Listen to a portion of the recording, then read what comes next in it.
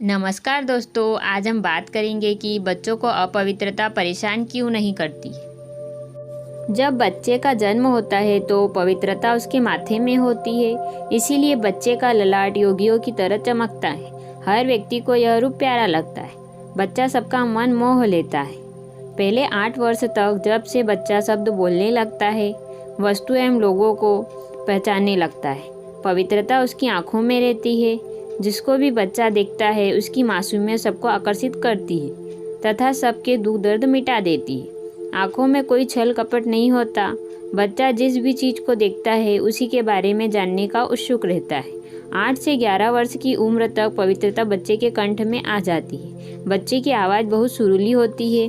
जब लड़कों की आवाज़ बदल जाती है, पहले लड़के एवं लड़की की आवाज़ एक जैसी होती है। लड़कों की आवाज़ जब भारी हो जाती है तो समझो पवित्रता गले में पहुंच गई।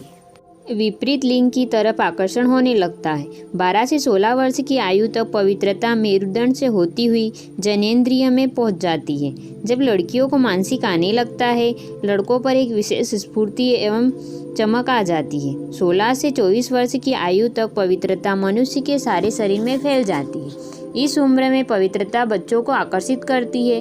1 से 12 वर्ष तक पवित्रता को पीनियल ग्रंथि अपने नियंत्रण में रखती है। बच्चे को अपवित्रता परेशान नहीं करती क्योंकि यह ग्रंथि उसको नियंत्रित कर लेती है। 12वें वर्ष में पवित्रता को पिट्यूटरी ग्रंथि नियंत्रित करती है। यह ग्रंथि जबरदस्ती पवित्रता को नियंत्रित नहीं करती, बस तो फिर वह उससे संबंधित स्त्राव पैदा करती है। बच्चे को अपनी विवेक एवं समझ से अपवित्रता को नियंत्रित करना होता है। पृथ्वी के 2 ध्रुव होते हैं, उत्तरी ध्रुव एवं दक्षिणी ध्रुव। ऐसे ही हर मनुष्य के 2 शक्ति केंद्र होते हैं, मस्तिष्क एवं जनेंद्रिय। मस्तिष्क को उत्तरी ध्रुव कहते हैं और जनेंद्रियों को दक्षिणी ध्रुव कहते हैं। पृथ्वी के दक्षिणी ध्रुव, जो कि 50 से 60 किलोमीटर का इलाका है, कहते हैं वहाँ जो भी जाता है उसमें प्यार आ जाता है। हिंसक प्राणी भी वहाँ प्यार करने लगता है, भेदभाव भूल जाता है। ऐसा इसलिए होता है कि वहाँ से धरती में से प्यार की तरंगें निकलती है। ऐसे ही मनुष्य का दक्षिणी ध्रुव अर्थात जनेंद्रिय में हर समय तरंगें निकलती है जो कि प्रेम के आकर्षण की होती है। विपरीत लिंग से आकर्षण होने लगता है।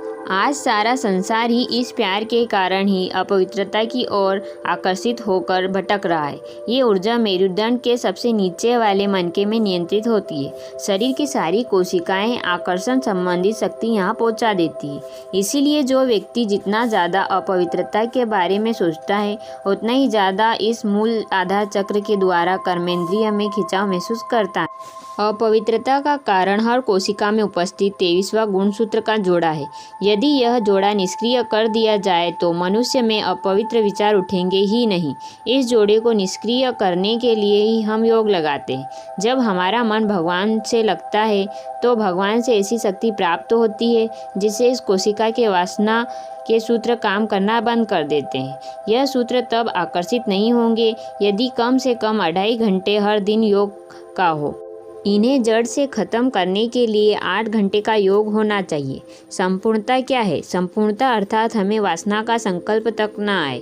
जब तक हमें यह पता है कि बहनें क्या हैं और भाई क्या है, अर्थात बहनें और भाइयों में क्या फ़र्क है, तो समझो यह भी अपवित्रता है। एक दीवार में और एक बहन में कोई फ़र्क नज़र न आए तब कहेंगे कि संपूर्ण पवित्रता है। ऐसी पवित्रता सिर्फ भगवान की याद से ही प्राप्त होती है। परंतु आज मनुष्य के पास इतना समय नहीं है कि वह 8 घंटे बैठकर योग लगाकर अभ्यास करे। हर मनुष्य रोजी रोटी व दाल चावल के चक्कर में फंसा हुआ है। हम समझ से भी वासना को जीत सकते हैं।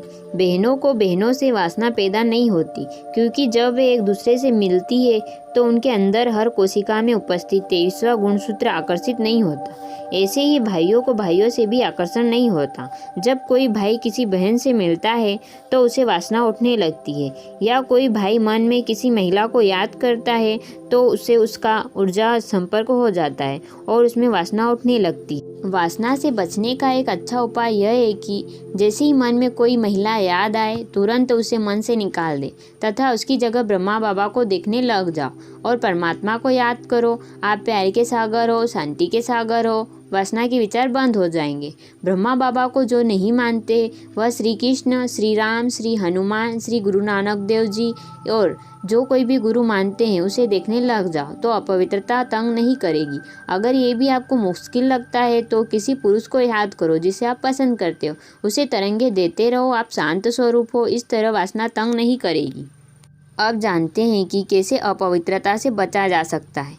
नकारात्मक ध्रुव सकारात्मक ध्रुव को आकर्षित करता है। अगर ये ध्रुव साथ साथ हो तो लगातार एक दूसरे को खींचते रहेंगे, जिससे इनकी चुंबकीय शक्ति नष्ट हो जाती है। चुंबक को एक दूसरे के आकर्षण से बचने के लिए हम दोनों चुंबकों को दूर दूर रख देते हैं।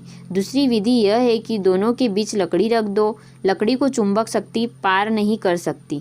ऐसे ही बहनों के नकारात्मक चुंबकीय बल पैदा होता है तथा भाइयों में सकारात्मक चुंबकीय बल पैदा होता है।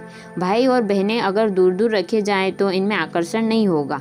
यह विधि कुछ हद तक सफल है। वास्तव में जैसे ही हम विपरीत लिंग को मन में याद करते हैं, हमारा उनसे ऊर्जा संपर्क हो जाता है और मन ही मन एक दूसरे के प्रति अपवित्र विचार चलने लगते हैं। यहाँ दूरी कोई मायने नहीं रखती।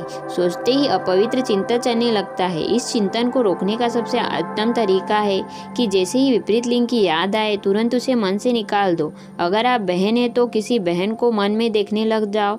अगर आप भाई है तो किसी भाई को मन में देखने लग जाओ और इन्हें सकाश दो। आप शांत स्वरूप है। इस तरह अपवित्र विचार बदले जाएंगे। दूसरी विधि यह है कि अपने को आत्मा समझो, दूसरे को भी आत्मा समझो और बाबा भगवान को याद करो, तो इससे अपवित्र विचार रुक जाएंगे। ओम शांति।